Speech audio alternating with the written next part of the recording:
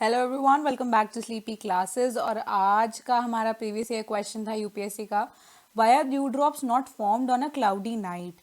First, clouds absorb the radiation released from the earth's surface. Second, clouds reflect back the earth radiation. Third, earth's surface would have low temperature on cloudy nights. Fourth, clouds deflect the blowing wind to the ground level.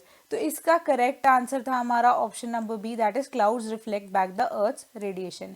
तो सबसे पहले अगर हम discuss करते हैं, clouds absorb the radiation release from the earth surface.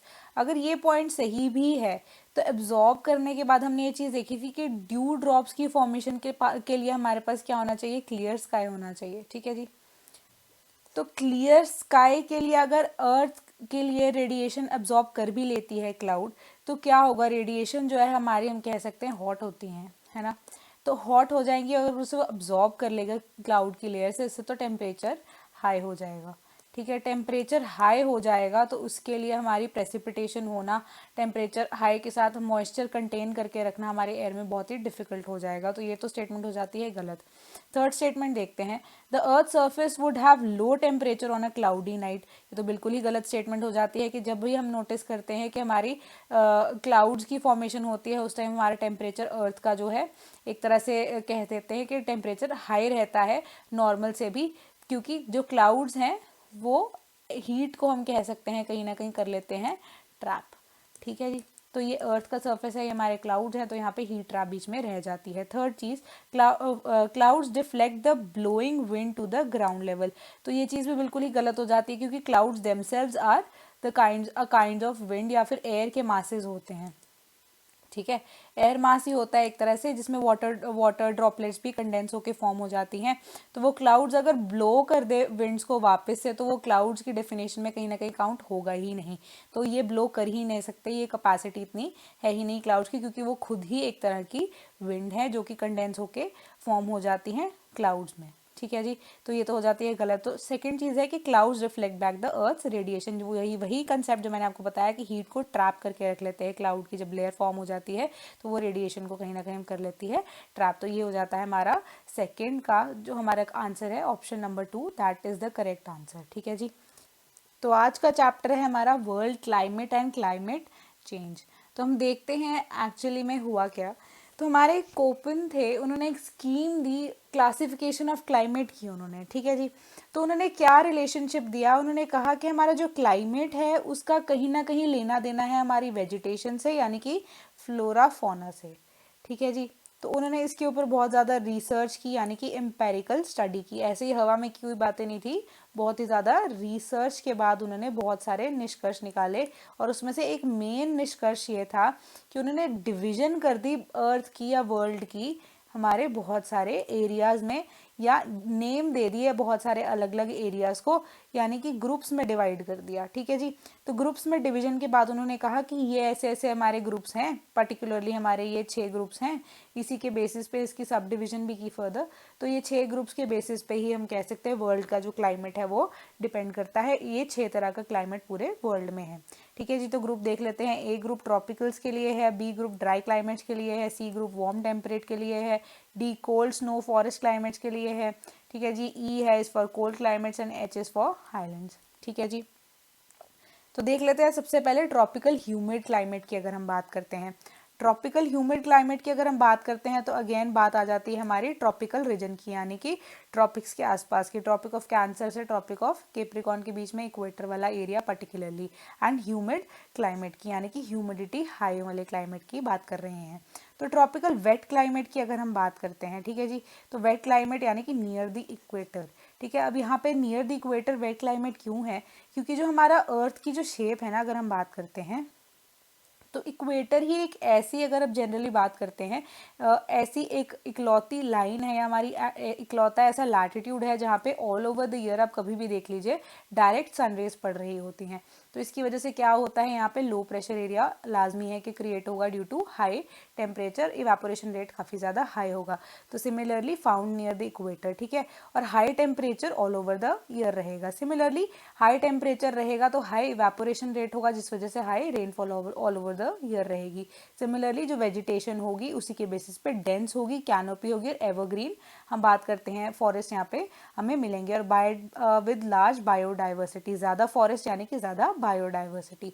Similarly अगर हम बात करते हैं ट्रॉपिकल मॉनसून क्लाइमेट की, तो अगेन यहाँ पे ये अगर हम देखते हैं धीरे धीरे हम चलना शुरू हो गए हैं दूर वाली साइड ट्रॉपिक से, हमारी नीचे भी ऊपर भी, तो उसी के बेसिस में within the tropical area ही हम देखते हैं कि एक और तरह का हमारे पास क्लाइमेट आ जाता है, ट्रॉपिकल मॉनसून, ठीक है जी।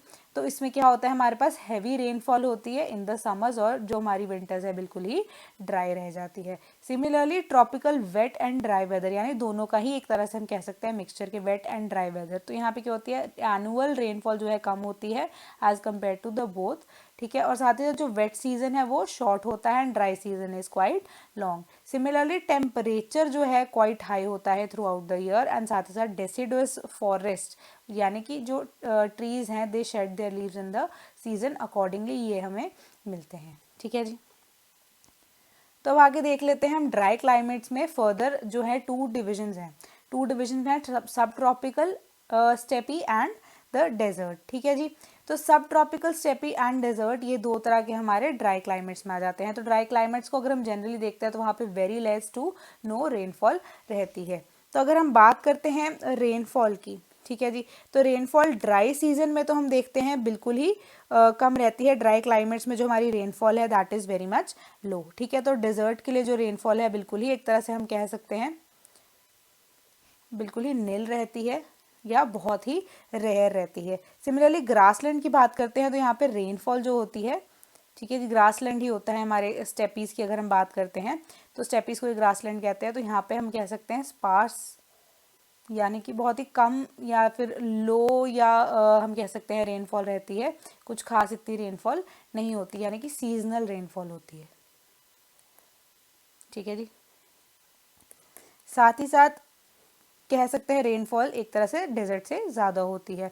सिमिलरली फॉग का फैक्टर अगर हम कंसिडर करते हैं तो यहाँ पे हमारे जो कोस्टल डेजर्ट्स की बात होती है वो हम पिक्चर में लेके आएंगे। जो कोस्टल डेजर्ट्स है वहाँ पे बहुत ही ज़्यादा होती है डेंस फॉग। एंड क्यों, इसका आंसर यही है कि हमारे जो कोस्टल एरियाज़ में हमारी जो सी की तरफ से ब्रीज आ रही होती है, ड्यू टू हमारा जो डेजर्ट यहाँ पे है, यहाँ पे हॉट आ रहा होगा, हॉट एंड कोल्ड के मिक्सचर की वजह से जो फॉर्मेशन होती है उस वजह से हमारी डेंस फॉग की फॉर्मेशन हो जाती है। सिमिलरली वेजिटेशन की अगर हम बात करेंगे तो ग्रासलैंड्स की बात करें, स्टेपीज़ की बात करें तो वहाँ पे तो हम देखते हैं प्लेन्स ही हैं, ठीक है जी। प्लेन्स में अलग हम देख रहे हैं कि प्लेन्स की जो हमारी रहेगी, साथ ही साथ वेजिटेशन उसी के अकॉर्डिंगली डेसिडस जो ट्रीज़ हैं वहाँ पे हमें मिलेंगे क्योंकि जो सीजनल हैं। साथ ही साथ डेजर्ट की अगर हम बात करते हैं वहाँ पे हमारे पास अगेन कैक्टस एंड ऑल, हमें पाइन्स वाले या फिर जो जितने भी मॉइस्चर लॉक करने वाले प्लांट्स हैं वो मिलेंगे, ठीक है जी। तो बात करते हैं वार्म टेम्परेट क्लाइमेट की, ठीक है। तो यहाँ पे इसको फर्दर डिपेंड या फिर डिवाइड कर दिया गया है चार तरह के हमारे फर्दर क्लाइमेट्स में। तो first is humid sub tropical climate, second is Mediterranean climate, third is humid sub tropical climate, fourth is marine west coast climate, ठीक है जी। तो हम सबसे पहले देख लेते हैं ह्यूमिड सब ट्रॉपिकल क्लाइमेट। तो इसकी बात करते हैं अगर, तो ये पोल्स की तरफ यानी tropic of cancer and capricorn की तरफ मेनली हम देखते हैं। नॉर्थ इंडियन प्लेन्स या साउथ चाइना में हम देखते हैं ये सब होता है। तो मैं लिख देती हूँ यहाँ पे कि नॉर्थ इंडियन प्लेन्स, ठीक है, एंड चाइना में, ठीक है जी, साउथ चाइना पर्टिकुलरली। तो ये मैक्सिमम हम देख रहे हैं टूवर्ड्स पोल्स जाना शुरू हो गए हैं, अवे फ्रॉम इक्वेटर।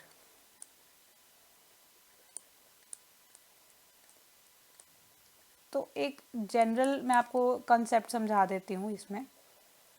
ये हमारी अर्थ की शेप है, फर्दर हमारे पास ये इक्वेटर है, ये ट्रॉपिक ऑफ कैंसर है, ये ट्रॉपिक ऑफ कैप्रिकॉर्न है, ठीक है। तो ये अर्थ हमारा सन है, सन की direct rays all over the year equator पे रहती है। तो जैसे जैसे ये स्लांट होनी शुरू हो जाती है, जहाँ पे डायरेक्ट रहेगी वहाँ पे हमेशा ट्रॉपिकल ही रहेगा, ठीक है। तो जिस हिसाब से स्लांट होनी शुरू हो जाती है वहाँ पे हो जाती है टेम्परेट। तो यहाँ पे भी टेम्परेट मौसम रहेगा आपका मैक्सिमम वे में। तो अगर हम सर्कल्स की या पोल्स की बात करते हैं वहाँ पे तो बिल्कुल ही स्लांट में रहेगा, तो वो हमारे रीजन्स बनते हैं एरियाज ऑफ परमाफ्रॉस्ट। तो इससे आपको एक आइडिया लग जाएगा पर्टिकुलरली कि सन की रेज की वजह से ही हम देख रहे हैं बेसिकली हमारे अर्थ की जो ये क्लाइमेट है ये इस वजह से फॉर्म हो रहा है। तो सिमिलरली अब हम बात करेंगे मेडिटेरेनियन क्लाइमेट के बारे में, ठीक है जी। तो जो मेडिटेरेनियन क्लाइमेट है नाम से ही पता लगता है अराउंड द मेडिटेरेनियन सी, ठीक है, ठीक है। तो यहाँ पे भी ये सब ट्रॉपिकल लैटिट्यूड यानी 30 डिग्री टू 40 डिग्री लैटिट्यूड के बीच में ही एग्जिस्ट करता है। सिमिलरली यहाँ पे हम देखते हैं कि ये सब ट्रॉपिकल हाई समर होता है और साथ ही साथ यहाँ पे जो हॉट ड्राई समर होती है और रेन जो है बहुत ही माइल्ड होती है, ठीक है। और विंटर्स में होती है यहाँ पे रेन, और जो एवरेज टेम्परेचर रहता है अराउंड 25 डिग्री सेल्सियस रहता है, और विंटर्स काफ़ी ज़्यादा ठंडे होने के बावजूद हो जाती है। तो उसके हिसाब से हमारा टेम्परेचर जो है हम कह सकते हैं जो कोल्ड विंटर्स रहती हैं यहाँ पे, ठीक है। कोल्ड विंटर्स अगेन बात करेंगे हम ड्राई समर्स की। तो सिमिलरली ह्यूमिड सब ट्रॉपिकल की अगर हम बात करते हैं, ह्यूमिड सब ट्रॉपिकल की बात होती है तो ये eastern parts of the continent and सब ट्रॉपिकल लैटिट्यूड्स रहता है, ठीक है जी। तो सब ट्रॉपिकल हमारे जो लैटिट्यूड्स हैगे कौन से वाले, जो हमारे लैटिट्यूड्स अगेन ट्रॉपिकल एरिया में नहीं है, again tropic cancer tropic of capricorn के बीच वाले एरिया को ना छोड़ के टूवर्ड्स द पोल्स अगर हम जाते हैं तो सब ट्रॉपिकल एरियाज की अगर हम बात करते हैं तो ये उस वाले एरिया की बात कर रहा है। तो similarly humid sub tropical areas जहाँ पे ये हमारा जो इस टाइप का क्लाइमेट है वो फाइंड किया जा सकता है।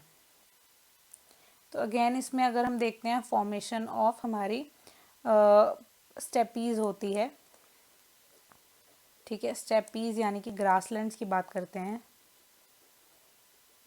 या प्लेन्स की बात करते हैं, इसकी यहाँ पे फॉर्मेशन रहती है। तो इस वजह से यहाँ पे हम देखते हैं कि वेजिटेशन भी प्लस फ्लोरा फोना की अगर हम बात करते हैं तो ये काफ़ी ज़्यादा ग्रीन रहती है। और जो हमारे डेजर्ट्स हैं वो कंपैरेटिवली अगर हम बात करते हैं वो होते हैं हमारे ड्राई। तो मेरीन वेस्ट कोस्ट की अगर हम बात करते हैं तो अगेन बात करेंगे तो यहाँ पे आएगी हमारे पास कोस्टल एरियाज़ की बात, ठीक है। तो मरीन कोस्टल एरियाज़ की बात करेंगे, अगेन ये मेडिटेरेनियन क्लाइमेट से अगेन पोलवर्ड्स अगर हम शिफ्ट करें तो उसके ऊपर जो है कॉन्सेंट्रेट रहता, यहाँ पे भी हर साल पूरे बारिश रहती है।